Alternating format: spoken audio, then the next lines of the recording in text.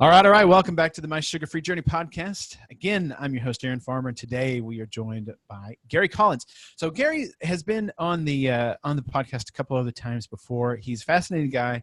He's got a crazy background.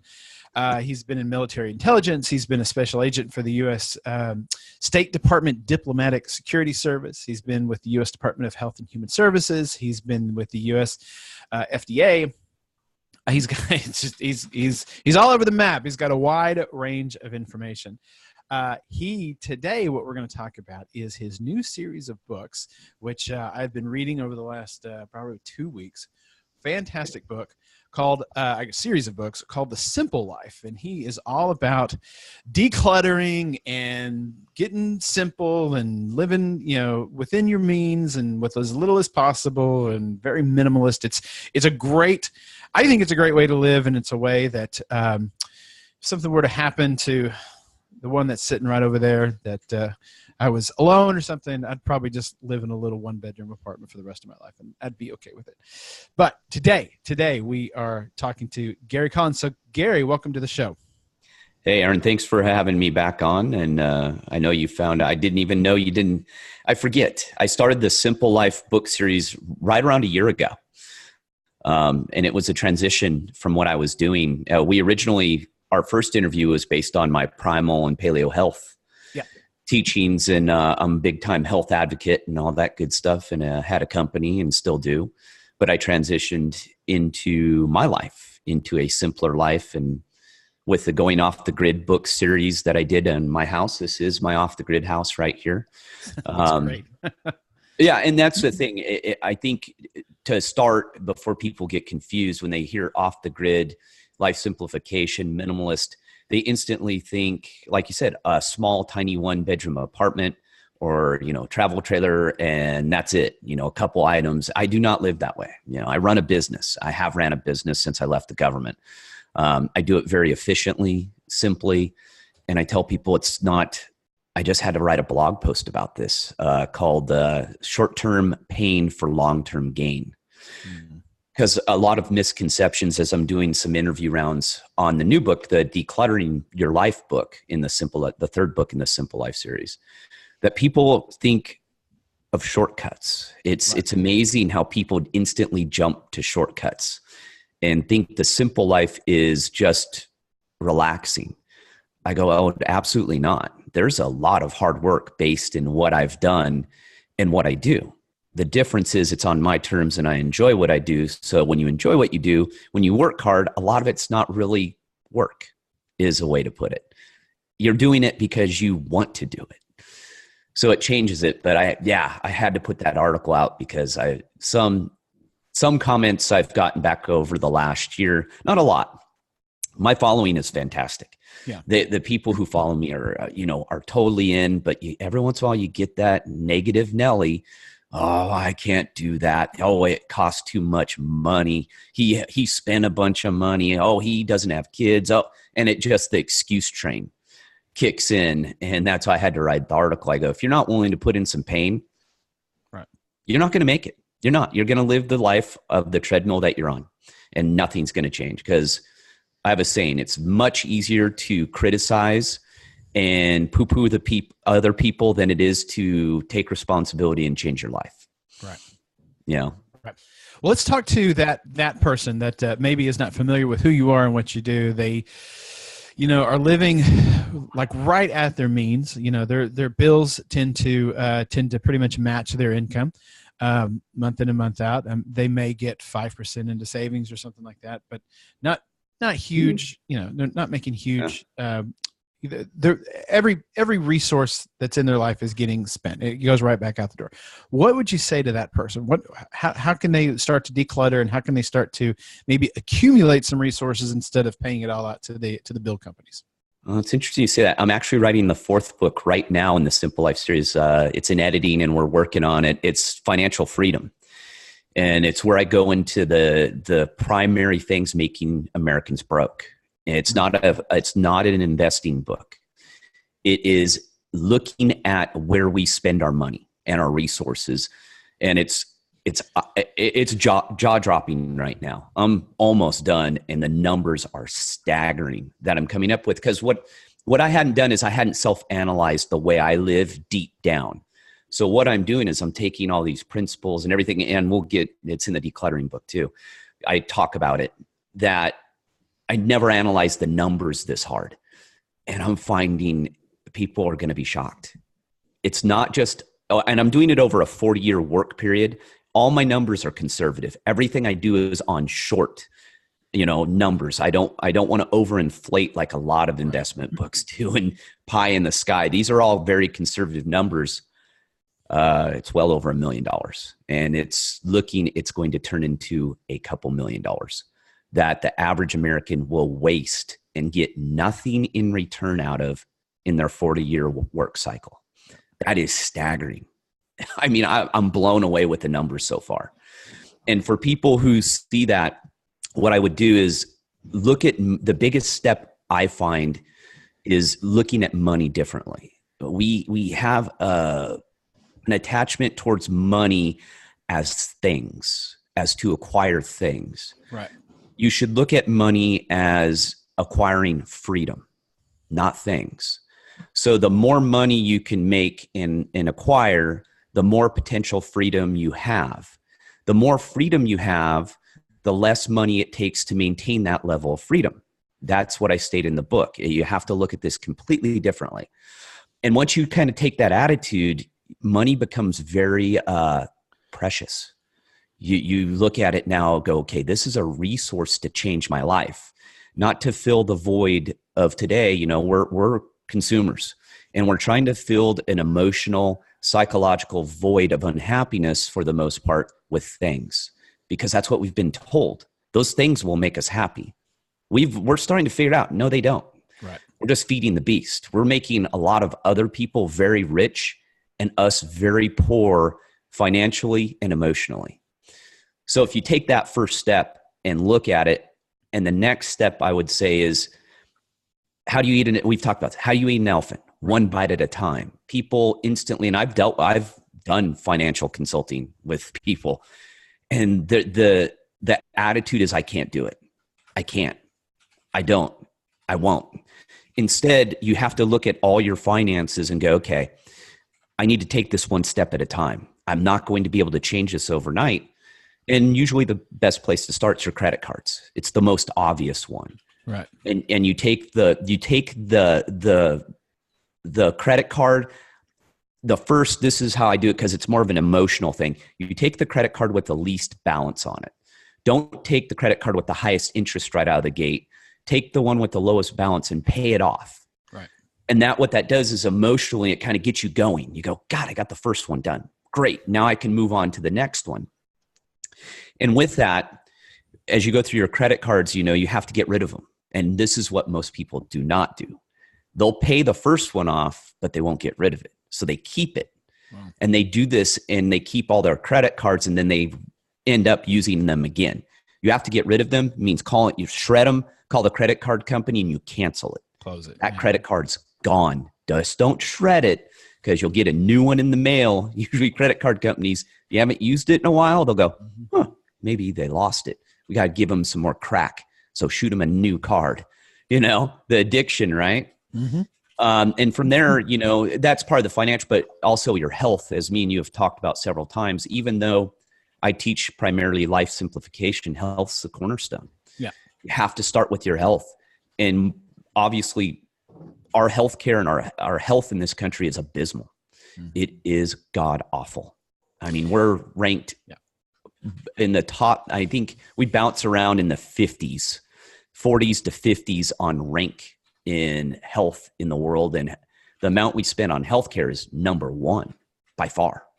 Yeah, nothing complicates your life more than having a health issue. Like, I talk to people every day that have to go to the doctor at least once a month, if not twice a month. They have to get everything, their pills adjusted. They have to, I've talked to people who have had to go through dialysis because of, late stage type 2 diabetes. They've had to, they're tied to this, their medical providers in a way that they're never going to get out They're never going to get out from underneath them, and it's all because they didn't take care of their health. And now, they find me, they come to me, and they're asked, how can we do this? And I'm saying, well, here's what you need to do, and we're gonna do our best, but there is a certain percentage of the population that it's just too late. I mean, they just waited too long. They don't have kidneys anymore. They don't have a working pancreas anymore.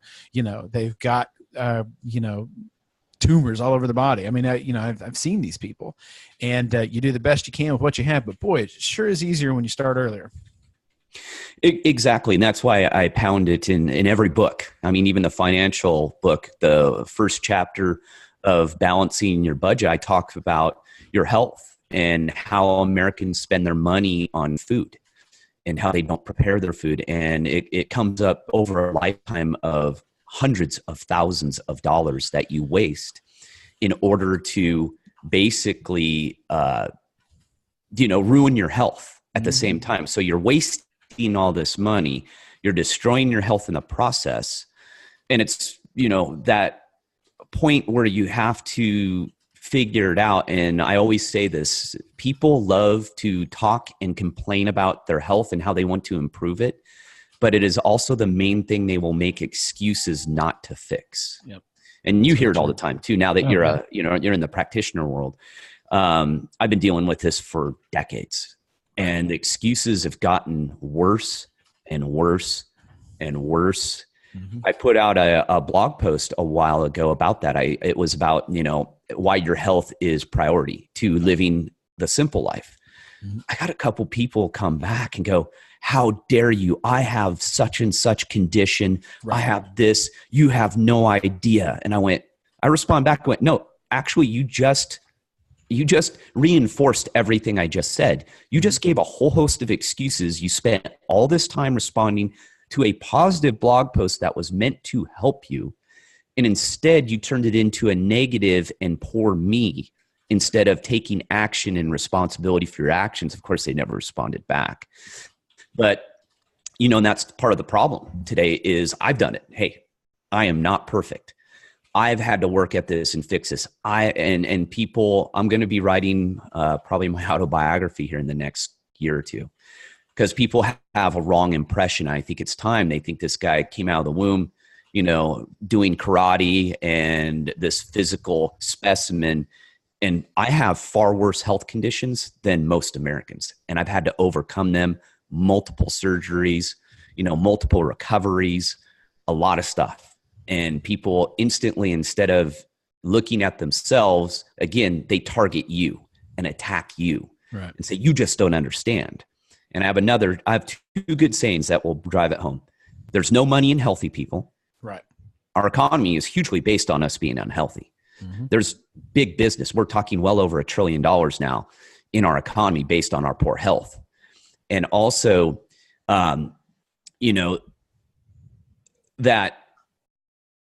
the kind of negativity and our excuses are just overwhelming. And there's a time when you've just got to stop and self-reflect and go, it's on me.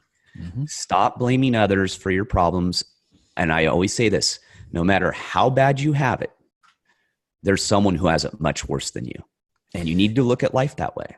I've always said that there's no money in healthy people. There's no money in dead people. But if they can get you sick, keep you sick, boy, you're a cash cow. Absolutely. Mm-hmm. And that's how you have to look at it. And again, the progressions of steps of being, financially free. But again, it starts with your health. But to be free and to live the simple life again, there's work involved and steps you need to take. You start with your health. Then I always say, start looking at your finances. But with your health, as you know, the mental clarity comes. Right. When you're unhealthy, you make a whole host of poor decisions in your life. I have found this out. I know I've worked with a lot of people who have found it out. And the first thing people say, and I said once I got everything in order almost a decade ago, as I went, wow, I'm not making a lot of stupid decisions anymore. I have this mental clarity about me. And not only that, but I'm much more able to accomplish tasks. I'm much more productive. Right. It's staggering. Once you correct your health, you realize how bad it was. when you're around, I remember we talked about this because you said, Gary, when you're grossly overweight, you go, Gary, I didn't know I was overweight because I was around everyone else was just as big as me. Yep. And that was a great statement because it hit home and I went, I never thought of it that way. Yep. But it's the same thing today is everyone's unhealthy and doesn't feel good. No one knows that they don't feel good. Right. Because we're all doing the same things. We're all taking the same over-the-counter medications. We're all the same prescriptions. We're suffering through all the same ailments. So we think it's normal. Yep. And that's part of the system, right? Yeah, and it occurs to me that man, I don't know if you've done it in your series. If you have, I haven't done it. But one of the things that I run into so much, trying to get people to get their life in order, when you're trying to, you're talking about health, you're talking about diet, you're talking about the different medications, you're talking about a lot of things, but so much of it is just mindset. If you've got a mindset that is just focused on getting through the next week, it's hard to think of, who do you want to be in 10 years? Who do you want to be in 50 years? Do you want to have a body that's totally broken down? Do you want to take the small steps, today, that's necessary to succeed, to thrive? And that's, very rarely, if you win a lottery or something, you get hit by a lightning bolt out of the blue and a big chunk of money falls in your lap. That can be a life changer. But for most of us, it's just the small decisions, the little steps each day that get us closer to where we need to go, and trying to instill that mindset in someone that, the main decisions about your health happen from meal to meal. That's who you are in 10 years is determined by what you're going to eat in your next meal, basically. And the meal after that, and the meal after that, and the meal after that, or the exercise program that you do, 3 times this week, or, it's just these small steps that layer one on top of another. The most obvious example is money. Most of us aren't going to win the lottery. Most of us, if we're going to be comfortable in our old age, it's because we've put, 10% of our income aside, every week, and done our best to live on that. That's what it takes. Well, and that's the two things. And that's what in the Simple Life Decluttering Your Life book, the most recent one we're talking about, I talk about life purpose. So I start the book off with what I have found most people lack today is life purpose. People are just kind of trudging along Groundhog Day, and they're not happy, but the main reason is because they haven't found their purpose. And I'm not saying it's easy. It took me quite a while to find mine. I thought, and it can change, in different aspects of life. But also, with that, we discover like 60% of the population has less than, $1,000 saved for retirement. Mm-hmm. Most people have less than $500 in the bank for an emergency if it was to arise today. And I say in the book, there are no unicorns and there's no pot of gold at the end of the rainbow. Right. There just isn't. If you keep wishing, mm-hmm. Action is what changes things. And that's why I put in the 5 principles of the Simple Life, which originated from my health literature back in the day. And I've just evolved those 5 principles because they work for everything in life. Right. And number 4 is do something today and every day. Right. You have to do something every day. Exactly. Make those changes, continue to make small ones, and don't, look for the life hack. Everyone wants a hack. Everyone wants this easy. It doesn't work that way. Yep. It's about putting in the time and effort. The old saying, you got to put your time in the salt mines. You have to, the struggle is where you grow. Mm-hmm. And to get to that success it's a climb. And I think that whole mental mindset of doing that and figuring out, like in the book, I talk about where do you waste your time? What are you doing with your time? And I find most Americans waste a great deal of their day on nonsense.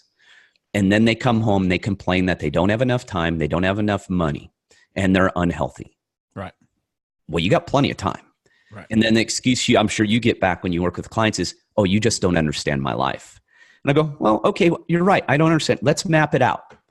And once they start mapping it out, I go, well, there's an hour there. Oh, right. There's an hour there. And next thing we know, we've found 4 or 5 hours of every day where they can squeeze in an hour of exercise and, an hour of meal prep time. Right. And it's a misconception that there's two big misconceptions in health. And these are, they're just false, is that it's more expensive to eat healthy and that it takes too much time to prepare your own meals.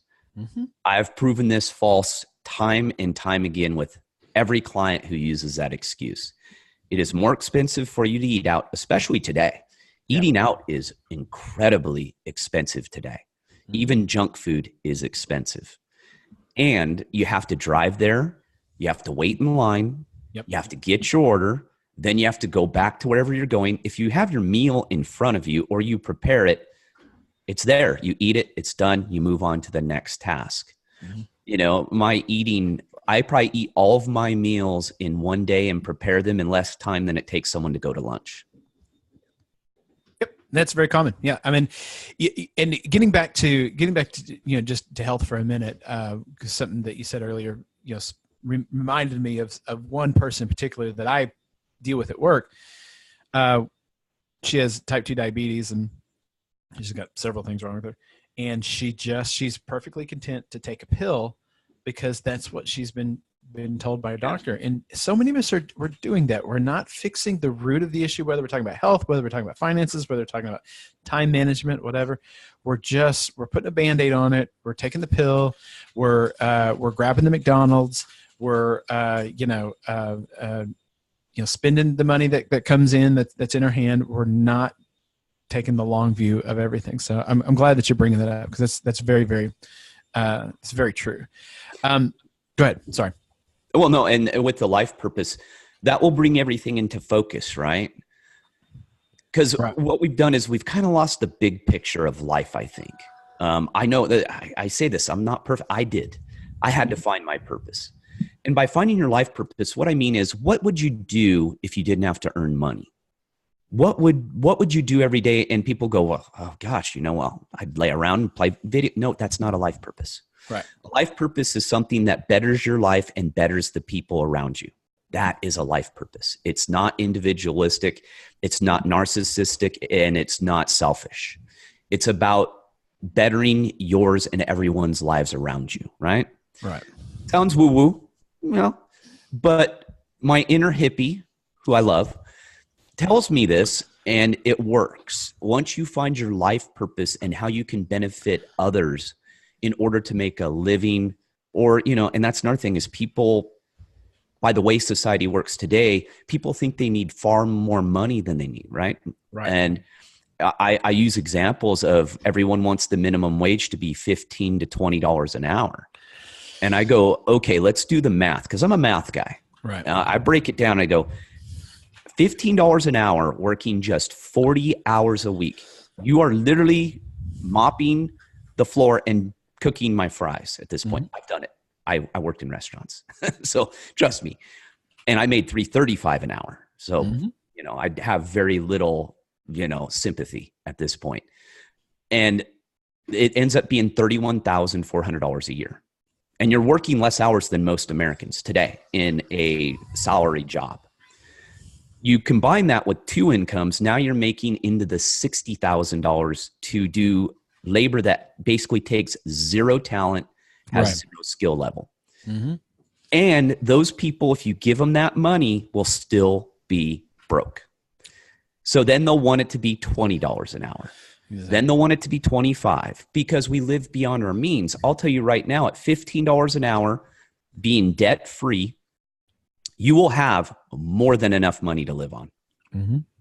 I can live on minimum wage right now with my life and not really have any issues. Now, of course, there's, things we got to pay for health insurance and car insurance and that kind of stuff. But the numbers are there. And I've had to analyze, and, I don't want to get into working wage debates and things like that and how the economy has changed. I get it. But again, those are excuses for you not to live within your means. Mm-hmm. Instead of looking at what you earn or your potential to earn and how you can live within that and get those bills paid off. Because every step of life, and that's what I'm doing in this financial book, is every step of your life, there's a piece where they take a piece of freedom through money from you. So each stage is another financing piece. Boom. We start off young. We get our first car, our first credit cards, usually as teenagers. So now you're in debt. You haven't even you can't even go to the bar and drink yet, and you're already in debt. You go to college, you incur more debt. And then I think I came up with an average of, from the numbers I could come up with, the average college graduate will have at least $1,200 to $1,300 in debt payments. And that's just paying minimum payments. Right. And then you keep adding upon that. And next thing you know, you're in a hole, and you're in a rather large hole. Yep. And that's what we have to fix. And that's through, again, you get your health in order. You are more productive. You can get more done, and it costs less to be healthier. Then you start paying off your debts one by one, and these pieces of life and more freedom start to come together. But you got to do the work. Right. And this book specifically talks about decluttering. We've talked about decluttering your health, I think, a little bit. But you've got several different areas. We're talking about decluttering your social circles, decluttering your mind, decluttering the technology that you have access to, which is something that I have to tell you, that's my weak point. I've got my phone, and that's what I like to stare at when I'm not staring at something else. If I'm not working, I'm looking at my phone, basically. So That's a big one. Yeah, it is a big one. So let's start with technology, but I also want to talk about your ideas on decluttering your social circles as well, because I bet you've got some hot opinions there. So let's start with technology. Talk to us about technology. How can we keep technology from ruling our lives? Absolutely. And well, in the decluttering book, people would think I started writing this thing before Marie Kondo's book came out. Yeah. And so it comes out and I go, oh God, here we go. Right. And I'm not jumping on trend, because my book was always decluttering your closets and your rooms are fine. That's a small piece of the puzzle. You need to declutter your life. And that's why I'm picking the main things that are causing a lot of noise and taking away time from what we should be doing. Right. Right. So with gadgets, what I've noticed is people and technology, a lot of people today have all this technology that they don't need. I mean, I run a business, and I've run a successful business with a laptop and an iPhone 6. Mm-hmm. That's it. I don't have a iWatch. I don't have a pad. I don't have a digital book reader. I don't have a fitness track. I don't have any of that because I don't need it. And with technology, you have to figure out within your life, what do you need? What technology will benefit you? And this big piece, can you afford it? Mm-hmm. And once you get it, you have to realize that it's not just the technology, it's that the technology progresses and these companies aren't stupid. Why do you think they come out with a new thing every 6 months to a year? It's the new improved version, and it really isn't. It's the same. It's the same thing. My wife has the Note 9, Galaxy Note 9. I have the Note 5. I don't know that there's any difference. There's a difference in the battery life because my phone's like 3 years old now. But it does all this. It does the same thing. Okay. And that's what I mean. Yeah. And phones are now over $1,000. Yeah. You can spend over $1,000 on a phone. And I run a business, and I don't have $1,000 phone because I have no need for $1,000 phone. And 99% of the people out there today have no need for a $1,000 phone. And it sucks a lot of your time, because what you see today, most commonly, anywhere I go, this is what I see. Yeah. All the time. Yeah. Nonstop. And what could you be doing with that time instead of staring at your phone? You could be writing that book you always wanted to write, but you don't write. You could be starting that business that you say you want to start, but you haven't because you spent all your money on useless things and you use all your time learning and spending time on those things. And that's where the technology comes in. Decide what you need, and then you run it till it dies. That's my philosophy on my stuff. I don't buy the next version until it is a significant improvement or what I have dies upon what I have, because what also you have to do is every time you get a new one, you have to relearn it, right? So think if you have 5 or 6 devices, you're literally spending most of your year buying and learning your devices. Mm-hmm. And then the rest of your free time spent screwing around on it, which you shouldn't be doing. So, it's consumer nation, they know. And that's what I tell people is, most people can get by on a simple smartphone, and either a desktop or laptop. That's it. That's all you need. Or a tablet. Gary Lustig wrote a book called the Hacking of the American Mind. It was everyone talks about his first book, Fat Chance, which is an excellent book, but The Hacking of the American Mind is an underread and underappreciated book where he talks about our dopamine versus our serotonin receptors, where dopamine is for short-term joy, and serotonin is for the long, when you meet a long-term goal, that's the serotonin, that the hit that you get. Every company in the world knows how to activate dopamine, and that's what's happening. That's when Doritos comes out with a new flavor. They're coming out with a new flavor because they know in a certain percentage of the population, it's going to hit that dopamine receptor, and they're going to be hooked. Yep. Every time your phone dings and twizzles and does all the other weird things, it's a dopamine hit.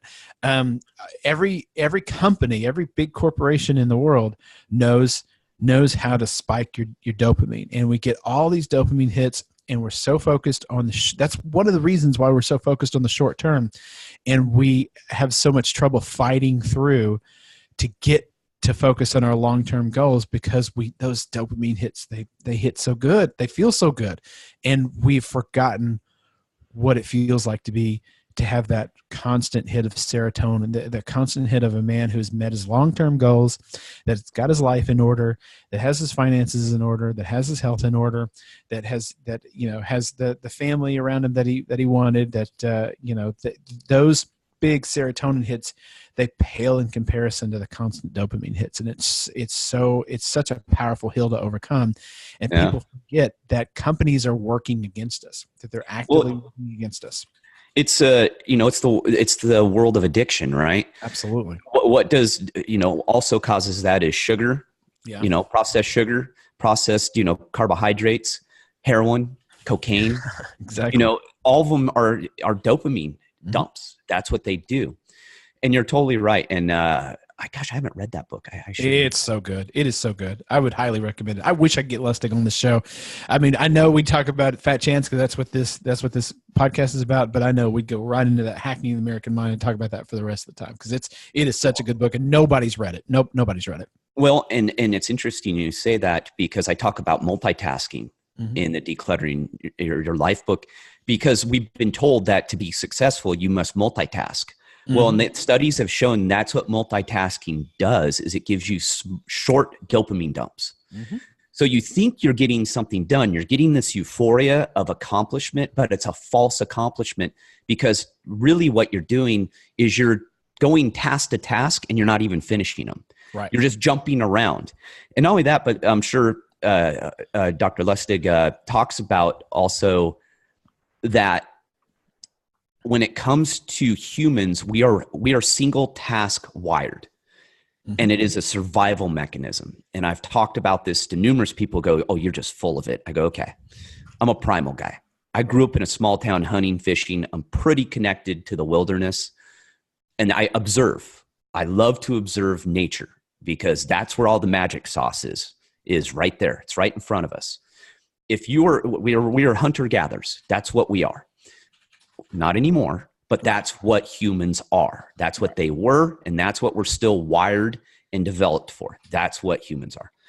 If you were out and let's say you're going to take care of your young children, you're going to gather, you're going to be picking berries and seeds, you're going to be having a conversation. Oh, and also you're hunting. No, you will literally starve to death, and more than likely get killed by the predator that you're trying to hunt. You cannot multitask. Multitasking would be death. So I just watched, let me tell you, I just watched a video of they were following a tribe in Africa or something like that. And they were on the hunt. And so they were able to get cameras and follow them. And it was totally fascinating, because what they would do is they would go out in small groups, like 4 or 5 men. Yep. They would go out and they would find the herd, and they would select the one that they wanted, and then they would maneuver to get the one that they wanted. They wanted the mature male that had the big horns, because the horns would weigh him down and be easier to kill. And they would use the 4 or 5 hunters to separate the one and get it away from the herd. And then once it was separated, then one guy would just take off, start running. And he would run days if it was necessary. And he would just run this thing to exhaustion until the point where this thing has to sit down. It can't move anymore. And the hunter can just walk up to it and stab it with his spear. And it was all it took to kill it. But he had to run it down. There wasn't anyone else to talk to. He was only focused on tracking this animal and getting it alone and getting it exhausted. Well, and that's funny you bring that up, because that is considered new. But when you look at the human body, and I've talked about this as well, the human body's air conditioning system is one of the most advanced on the planet. Right. We are built for endurance. And we're built for endurance for that primary reason, because the animals that we would hunt, they can go fast for short distances. It's like, the fastest animal on the planet, the cheetah, can only run in short bursts. I mean, it can hit 50, 60 miles an hour, but it will poop out fairly quickly. And most animals don't have an advanced cooling system. So we'd run our prey to death. Sometimes the prey would even have a heart attack if we ran them hard enough, and they would just die and flop over, and we were done. Right. And again, but the simplicity of that task, it's very focused. And it's just like, and you would think of the outside factors as a hunter-gatherer, what would you have? Not much. It was about survival, reproduction, community. It's like the human brain. People think the human brain was, basically created so you can get on social media. It's not. The human brain is primarily developed for survival and communication, because the way humans communicate is very complex. So our brains had to evolve in order for us to be able to communicate with each other. Well, guess what that communication does? It rolls right back into the survival mechanism, because humans as individuals are very weak creatures on this planet. Right. We have this feeling that we're the apex, we're the top dog. Humans are not. We are very weak animals. We are a pack group. We've traditionally been in small packs because it's the only way we could survive. And it was small, 50 to basically 50 or under, because that's the only way we could manage. Because once you get beyond that, it starts to become too big, and you have to put in a hierarchy, and it becomes into a micro bureaucracy, because now you have to have a chain of leaders, sub leaders, but before that, it's just a small group that communicates together and works together cohesively. We've kind of lost that as well. Right. We're billions of individuals now. Couldn't agree more. The other thing that was amazing about that interview, about that video I watched, was how, this is totally off the subject, but how the hunter dealt with water.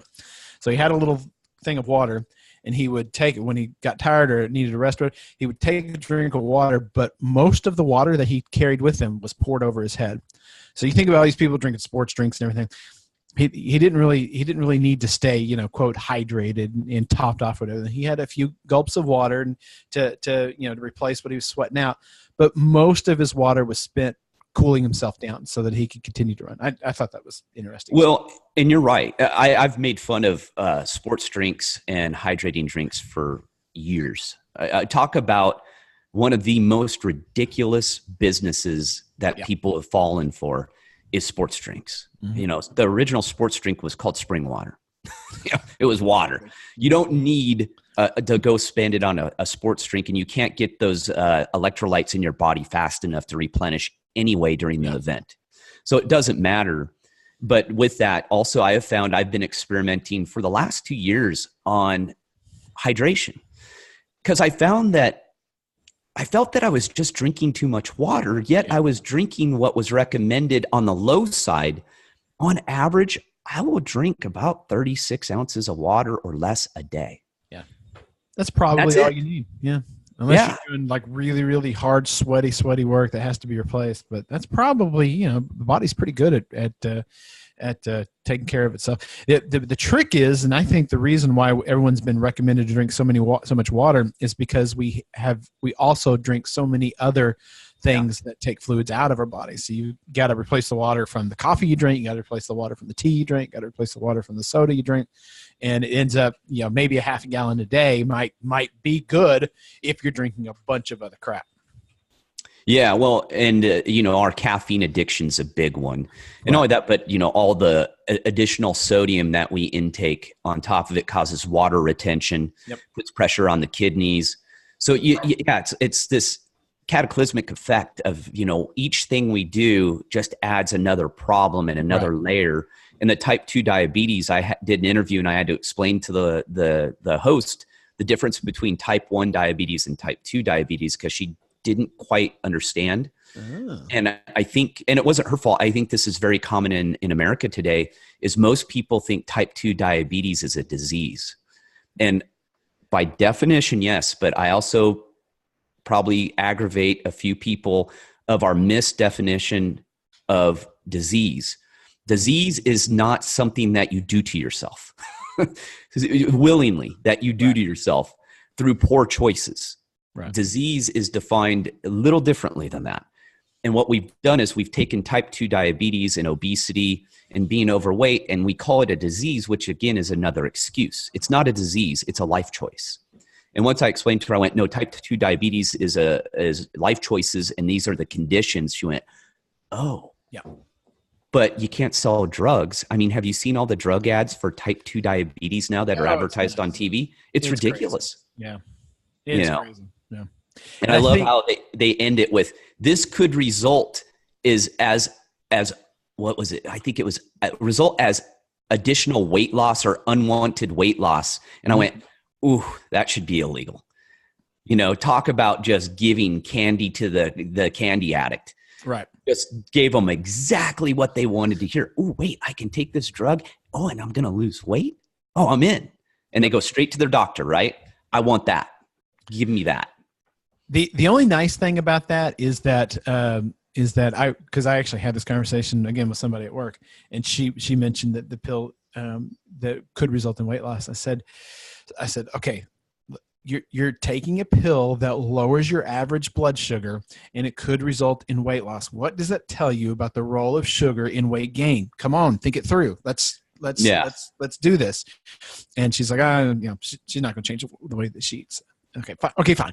But still, there's one brick of evidence in this wall of information that I've given you that it's your blood sugar. It's your blood sugar. If we can get your blood sugar down, you'll lose weight. Your type 2 diabetes will go away, and everything else that's wrong with you goes away as well. Let's just work on your blood sugar and put all the other stuff to the side. Let's just not eat food that raise your blood sugar and see what happens. Yeah, she don't want to do it. Well, the drug companies and the food industry has done a fantastic job of brainwashing us. And that's the thing too, is understanding. Once you understand, that's the first principle of the simple life is knowledge is power. Right. And people always comment, they go, you focus a lot on the whys, and the smart people go, well, I shouldn't say smart. I want to talk that way. But the people who kind of get that light bulb moment go, the whys are very important. I go, of course they're important. Right. If you don't know why you're doing something, the odds are you're probably not going to be successful doing it because you're just taking information in, but you don't understand the information. You have to understand the information so you can make logical, rational decisions based upon that information. And what happens is people want to just go on autopilot. And I always use this example, and I'm sure I aggravate Oprah fans. I call it the false prophet syndrome. And I think this is why people who have zero clue in what they're talking about are so big and so revered in today's society, because it gives us an automatic excuse. Why would you go to Oprah for weight loss advice? Yep. Why? Yep. She has proven that she doesn't know how to do it. And she's a billionaire. Yep. She has all the resources at her hands, and it just so happens she owns food companies and stock in weight loss companies. Yep. You might want to avoid getting your advice from Oprah. That commercial, I like bread. Oh my God. She drives me nuts. And I've actually met Oprah in person. Oh, nice really? lady. Okay. Oh yeah. She was a very nice lady. But just because she's a nice lady doesn't mean I'm going to ask her for weight loss advice. Sure. And that's nothing against the person. It's finding the person, and I always talk about this too, is finding the person who you can work with and you trust to get your information from. It doesn't have to be me. And that's one of my odd, poor business techniques. I just want you to change. That's my goal. If I can get you in the direction of changing your life, that's my life purpose. I'm good with that. It's not about the almighty dollar. And, that's social circles too. And we talk about that. And we both got off on tangents. But decluttering your social circle is key, because where I've seen it is in weight loss. If you surround yourself with people who are not like-minded, your odds of success are almost zero. Yep. So what happens? Yeah. And what happens when you try and lose weight or you try and better your health? The first thing your group does is go, "Why are you doing that?" Mm-hmm. And I've had it. My family.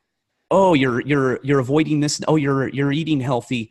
Oh, look at this big plate of cookies." And I go, no, you sure? And then I don't want to put my mom on the spot. She'll put the plate literally right in front of me and dump it right in front of me once I've said no like 3 times. Right. And what it is it's people are uncomfortable changing their deficiencies or issues that they would like to change. So instead, it's easier to get you off your path than for them to realize that they need to do the same thing you're trying to do. Right. So you have to be careful with that. And people have thought I'm a little harsh on this, but I'm not, because I talk about family members. I go, a bad person's a bad person. Right. Just because you're related to them doesn't mean you need to give them any more slack. If someone is negatively impacting my life and causing me additional pain and just causing overall angst in my life, why do I keep that person around? Right. I call them takers. They're the people that keep sucking off you, taking a piece. I get rid of those. And I've been very fortunate. I have friends that I've had since we were babysat together. My close-knit friends are decades and decades. I was lucky in that sense. And I understand, but that's what makes my life good, is my social circle. So you have to look and evaluate. And I also say, if you want to improve yourself, don't surround yourself with people who are farther behind than you. You want to be around people who are farther ahead of you.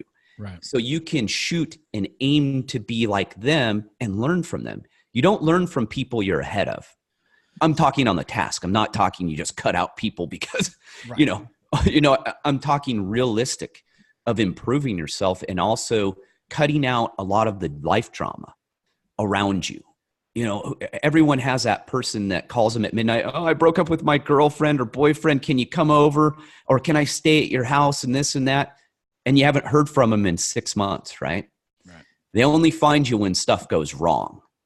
Well, you probably should cut that person out, and it's tough. It's tough love. And people go, "Oh my God, that's so..."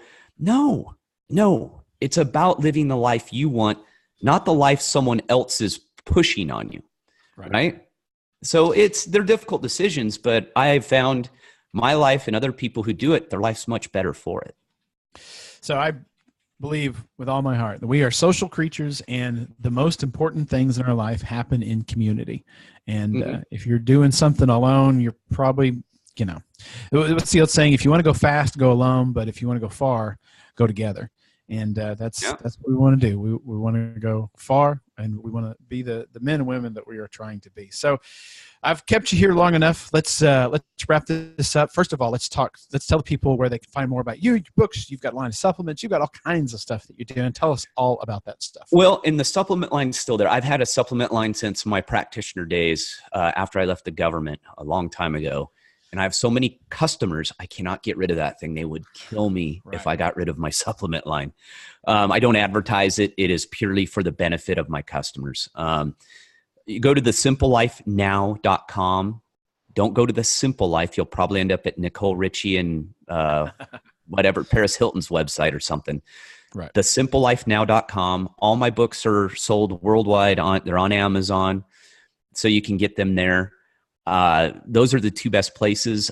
The best place to stay up to date is to sign up for my newsletter on my website, where I give you 10% off, give you a bunch of free goodies to get in. And I use the newsletter to keep people up to date and to post things that I'm writing about or what I'm doing. I don't use social media a whole lot because I don't feel it fits into the simple life. My life's much better for it. Not that I don't use it. I use it as a tool in my life, and that's it. So I ended up spending only about 15, 30 minutes a month on social media.